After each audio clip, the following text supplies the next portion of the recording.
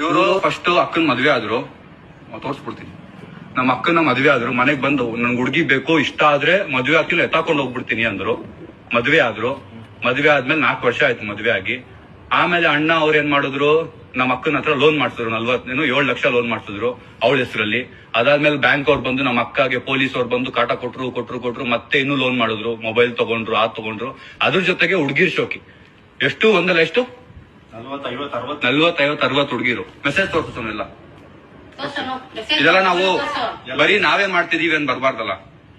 ಇದೆಲ್ಲ ಏನಕ್ಕೆ ಬರ್ಬೇಕು ಅಂದ್ರೆ ಎಷ್ಟು ಜನರಿಗೆ ಮಾಡಿರೋದು.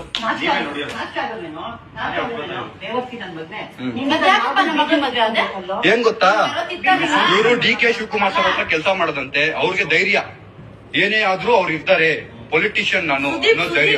ಸುದೀಪ್ ಸರ್ ಜೊತೆ ಇದೀನಿ ಅನ್ನೋ ಧೈರ್ಯ. ನಮ್ಮ ಅಕ್ಕಂಗ್ ಮೋಸ ಮಾಡಿದ್ರು, ಹಂಗೆ ಇದೇ ತರ 7-8 ಸರಿ ಹುಡುಗಿ ಒಂದೋಯ್ತು.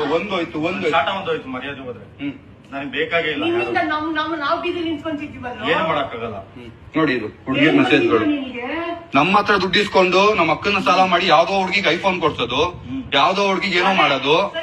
ನನ್ ಕಾರ್ ಎತ್ಕೊಂಡು ಹುಡುಗಿ ಹತ್ರ ಸುತ್ತೋದು. ಗುರು ಕೆಲ್ಸ ಇದೆ ಕೊಡು ಅಂದಾಗ ಕಾರ್ ಕೊಟ್ಟಾಗ ಹುಡುಗಿ ಕರ್ಕೊಂಡು ಹೋಗೋದು. ಕಳ್ಸಿದೀನಿ ಎಲ್ಲ ಸ್ಕ್ರೀನ್ ಶಾಟ್ ಯಾರ್ಯಾರು ಕಳ್ಸಿದೀನಿ. 1 ರೂಪಾಯಿನೂ ಇಲ್ಲ, ಎಲ್ಲರಿಗೂ ಕಳ್ಸಿದೀನಿ. ಇದ್ಲು ತಗೊಂಡಿದ್ದೀನಿ, ಶಾಲೆ ಕಿತ್ಕೊಂಡು. ಅವಾಗಿದ್ಲು ಶಾಲೆ ಕಿತ್ಕೊಂಡು ತಗೊಂಡಿದ್ದೀನಿ. ಅವಾಗಿದ್ಲು ತಗೊಂಡಿದ್ದೀನಿ.